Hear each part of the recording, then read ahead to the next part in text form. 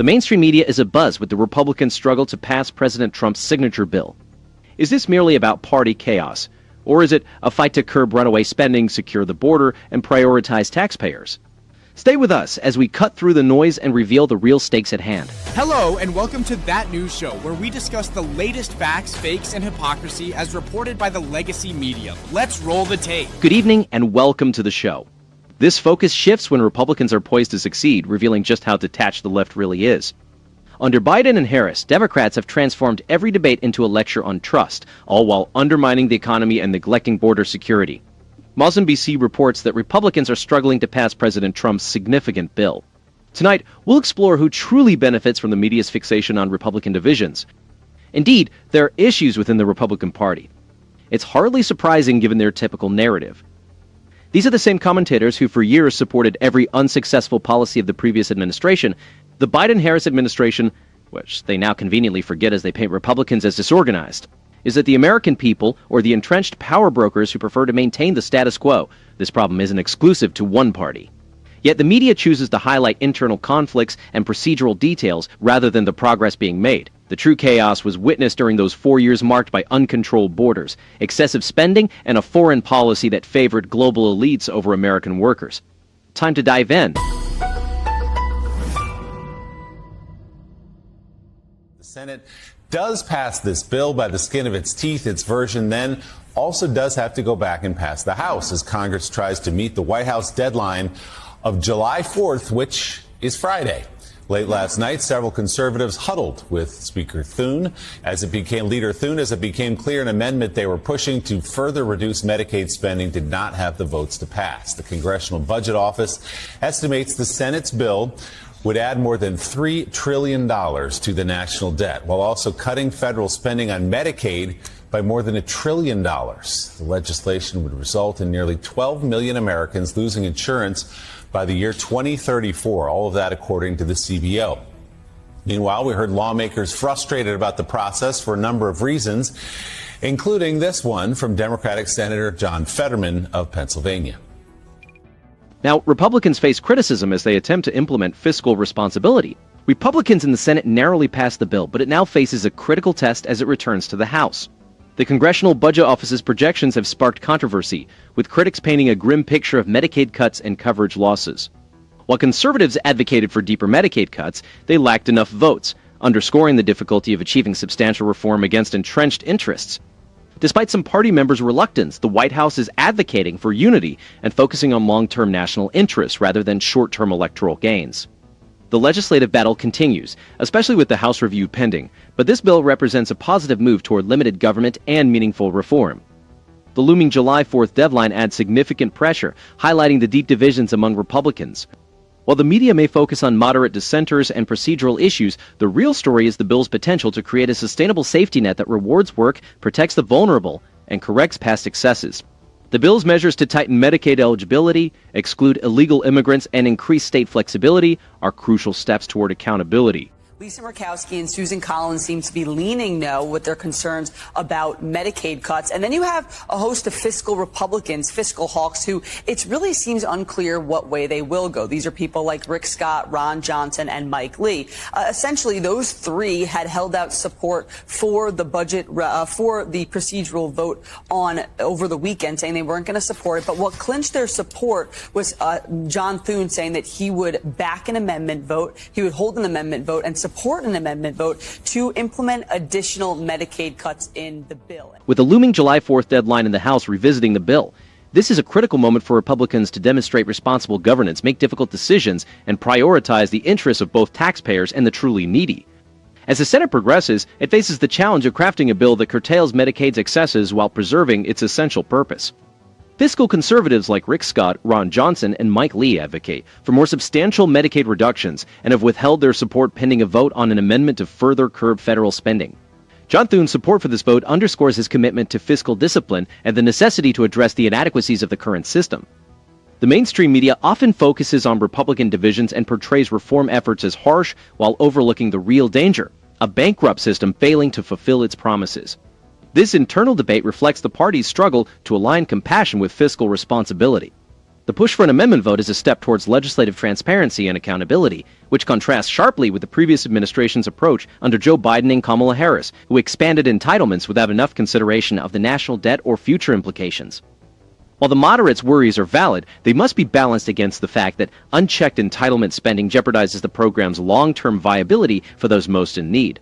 The outcome will clearly indicate the party's future direction and its ability to break from a history of unfulfilled promises and unchecked spending.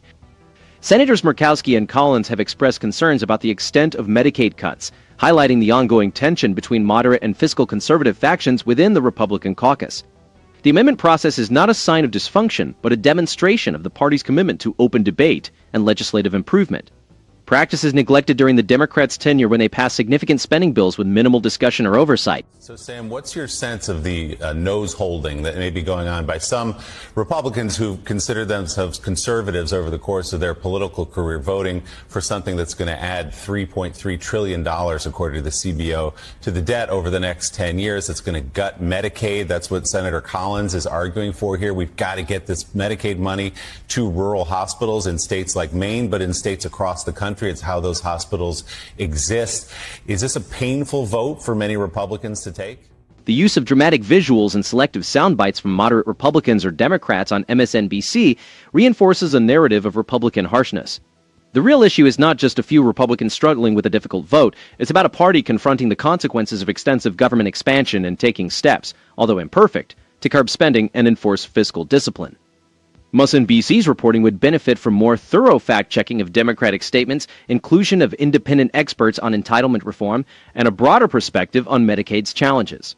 The Republican bill, while not flawless, moves us towards a more limited government, fiscal responsibility, and an effective safety net for the American people. MSNBC's recent segments tend to emphasize the Congressional Budget Office's projections of potential coverage losses and debt increases, yet they overlook the decades of mismanagement that led to these issues. Coverage tends to focus on the emotional appeals of senators like Susan Collins, who, despite good intentions, appear more invested in preserving the status quo than in addressing Medicaid's long-term sustainability. Currently, the network's partisan approach misses opportunities to hold both parties accountable for the current predicament. The resistance from Democrats and some moderate Republicans to these reforms highlights a continued preference for policies that have contributed to increased debt and ongoing crises in rural hospitals. These segments rarely provide a balanced view with data on the waste and abuse that divert resources from those in need, missing a chance for complete journalism that combines human stories with fiscal realities. The previous administration under Joe Biden and Kamala Harris lacked a workable plan to tackle the debt or the factors driving Medicaid's unsustainable growth, often opting for increased spending and federal oversight. The policy measures in the bill, such as tightening eligibility, introducing work requirements, and granting states more flexibility, are practical steps towards accountability and the solvency of Medicaid for future generations. And so, I know we're talking about, well, can Ron Johnson and Mike Lee really get to this bill? And if they, will their amendment pass and can that determine the vote? And I think we sort of know the answer is that, they'll find a way to get to the bill, right? It's like Josh Hawley spent months saying, we can't cut Medicaid for people. We can't cut Medicaid for people. Then he's like, you know what? This bill will cut Medicaid for people, but I'll vote for it because I'm going to then work to stop it from cutting Medicaid for people. And it's like, well, how do you rationalize this stuff? So it really just comes down to, will Lisa Murkowski get bought off by a few carve-out provisions that allow Alaska to escape the worst consequences of this legislation? The debate over whether Ron Johnson and Mike Lee can secure their amendment go beyond personal politics, touching on a deeper philosophical divide about how to restore fiscal responsibility to a program that has expanded well beyond its original scope. Reforming Medicaid now, despite the difficult decisions it entails, is about preserving the program for those who truly need it in the future. The real gap is not between conservative senators and their leadership, but between the political elite in Washington and the taxpayers who foot the bill. For conservatives, the real triumph is their readiness to challenge the status quo and demand fiscal accountability. As the bill progresses, the ultimate test for Republicans will be whether they can maintain their commitment to reform and resist diluting their principles for short-term political advantage. This isn't dysfunction. It's the vital friction resulting from a party actively debating how to best serve the national interest, contrasting with the previous administration's more unilateral approach. The Congressional Budget Office estimates that the bill will cut over $1 trillion from Medicaid over 10 years, with critics arguing that millions could lose coverage. The media's focus on Republican divisions overlooks the essential aspect of the debate. The implications are vast, not just for Medicaid, but for the future of limited government and American prosperity. It's unsurprising that figures like Josh Hawley, after months of expressing concerns about Medicaid cuts, ultimately supported the bill. The parliamentarians' decision to remove Alaska's special Medicaid provision serves as a vital reminder that rules are in place for a reason, and exceptions cannot solve every political issue. This type of political compromise is commonplace, as lawmakers often must choose between ideal solutions and possible ones. Allowing government spending to balloon unchecked is akin to a household perpetually maxing out its credit cards. Sooner or later, the bill comes due, and it's working families who suffer through higher taxes, inflation, and diminished services. Yet the greater risk lies in inaction. If every senator seeks exceptions, the system becomes unsustainable for all. The case of Lisa Murkowski and Alaska underscores another truth. States with unique challenges, such as vast rural areas and elevated healthcare costs, will always advocate for special treatment. Americans desire a government that spends wisely, rewards hard work, and prioritizes its citizens over bureaucratic growth or international agendas. Well, there you have it. Why should we trust them again? Perhaps they're frightened by the prospect of real change. The real divide in this country isn't left versus right. It's between the political class and everyone else. The issue isn't why Republicans find it challenging to pass legislation. It's why the ruling class vehemently opposes it. Under President Trump, we saw a leader who prioritized America, championing secure borders, lower taxes, and a strong yet restrained military. Be sure to comment below. Also, don't forget to like and subscribe. It's all of our jobs to keep them honest. Goodbye.